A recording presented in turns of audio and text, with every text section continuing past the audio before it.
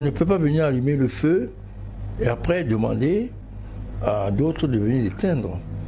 En tentant de prononcer un tel verdict, 54 pour Biya, 37 pour Tiroma, Clément Atangana et le Conseil constitutionnel font de l'incitation à la révolte. On appuie dessus de l'incitation à la révolte. Chers compatriotes, Camerounais, Camerounaises, bonsoir. Nous faisons ce soir, Dieu qu'à mémoire, cette mini-conférence de presse pour préciser ce qui se passe à propos de l'élection présidentielle qui a eu lieu le 12 octobre et qui a vu la victoire écrasante, spectaculaire, du président UTB Issa Tiroma Bakary. Je passe la parole à Andjukam. Merci, Président Ekane Elissé. L'Union pour le changement, qui est une coalition du peuple, s'est dotée d'un candidat, excellent candidat, Issa Tiroma Bakary, qui a rempli sa mission à merveille. Et le peuple camerounais a répondu à la hauteur de sa compréhension du programme commun de transition et de refondation qui était porté par le candidat de l'Union pour le changement. Nous sommes là ce soir pour dire aux Camerounais et aux Camerounaises que leur verdict a été sans appel. La communauté nationale et internationale le sait, mais nous avons vent que le Conseil constitutionnel va faire un appel à l'insurrection en prononçant des résultats qui ne correspondent pas à ceux sortis des urnes. 54% pour M. Issa Tiroma Bakary, pardon, 54% pour M. Paul Biya, je n'arrive même pas à répéter leur mensonge, et 37%, vous imaginez, pour celui que vous avez choisi comme votre prochain président. Ce genre de forfaiture est, de mon point de vue, un appel à la révolte. Et celui qui le prononce devrait normalement, immédiatement, s'il ose le faire, être immédiatement arrêté pour incitation à la révolte. Nous avons mené cette campagne pacifiquement, une campagne non partisane, transethnique et multilingue. Transparti. Oui, non partisane effectivement. Transethnique, vous n'avez pas dans notre campagne entendu parler de problèmes ethniques du tout.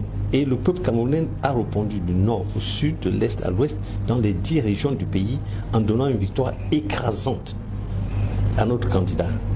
Alors nous souhaitons que la passation de service se fasse dans la paix et nous mettons donc en garde tous ceux, les fraudeurs, les menteurs, ceux qui annoncent que dans à Bamenda, qu'ils ont gagné 65 000 voix, ceux qui annoncent que dans le département d'Undian, ils ont eu un taux de participation de 100% et un taux de 98% pour le candidat RDPC. C'est extrêmement ridicule et je crois que ces gens n'aiment pas ce pays et veulent absolument mettre le feu aux poudres. Donc nous sommes là pour dire que nous sommes pacifiques. Nous avons utilisé des moyens pacifiques pour obtenir un changement dans ce pays. Le peuple a choisi et la volonté du peuple doit être respectée. Je repasse la parole au président Anissa Ekane. Oui, le ridicule ne tue pas, vraiment. Donner 54% à M. Biya contre 37% à Issa Tiroma, qui les a tous écrasés, c'est que le ridicule ne tue pas. Et la mise en garde dont parle du camp, elle est sérieuse. Parce que on ne peut pas venir allumer le feu et après demander à d'autres de venir l'éteindre. En tentant de prononcer un tel verdict, 54 pour Biya, 37 pour Tiroma, Clément Atangana et le Conseil constitutionnel font de l'incitation à la révolte. On appuie dessus, de l'incitation à la révolte.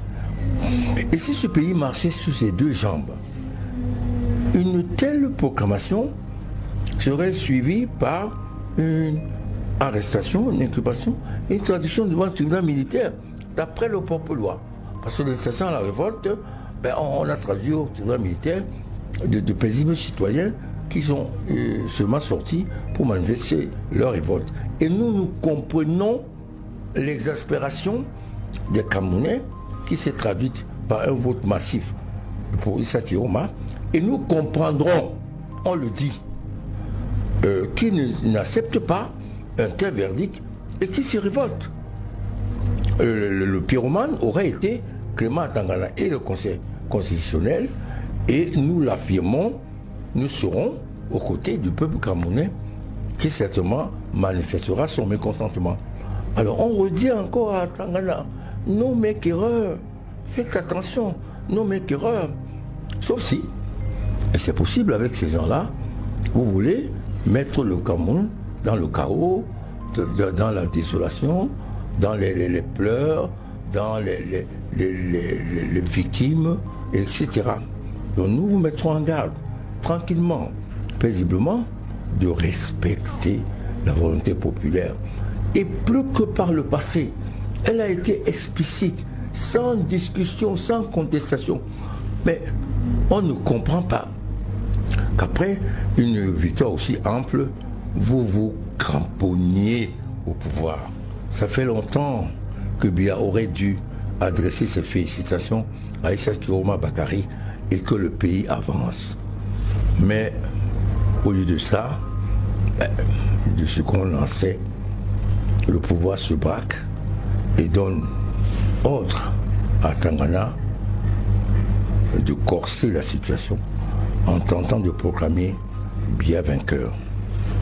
Non, mec, erreur. Monsieur Atangana, Clément. Tu as un mot à ajouter? Oui, je voulais ajouter quelque chose. Je voulais dire une chose qui est extrêmement importante, c'est que les dirigeants de ce pays ne doivent pas confondre légalité et légitimité. N'importe quel voyou peut, par des moyens de la force, se donner un semblant de légalité. Par contre, la légitimité requiert le consentement du peuple. Vous pouvez donc utiliser une fausse légalité pour vous proclamer vainqueur. Mais vous devez vous poser la question, est-ce que j'aurai la légitimité pour diriger ce pays pendant 7 ans? Et je vous dis, monsieur Biya, vous avez perdu toute légitimité au soir du 12 octobre 2025. Vous ne pouvez plus diriger ce pays. Je m'adresse ici aux autorités administratives et aux forces de l'ordre. Vous n'êtes pas des fonctionnaires de M. Biya. Il n'est pas votre propriétaire. Il n'est pas propriétaire du Cameroun. Vous êtes des fonctionnaires de l'État camerounais. Vous êtes des militaires, des gendarmes, des agents de renseignement de l'État camerounais. L'Union pour le changement n'a jamais dit qu'elle allait venir vous dégager. Ce n'est pas vous qui êtes visés par le changement dont nous parlons. Ce qui est jugé, c'est ceux qui sont à la tête de l'État et qui pendant 43 ans vous ont mis dans des situations extrêmement difficiles comme le reste des peuples camerounais. Nous savons comment vous avez voté et nous pensons que vous devez prendre vos responsabilités comme le reste du peuple camerounais et défendre la volonté populaire.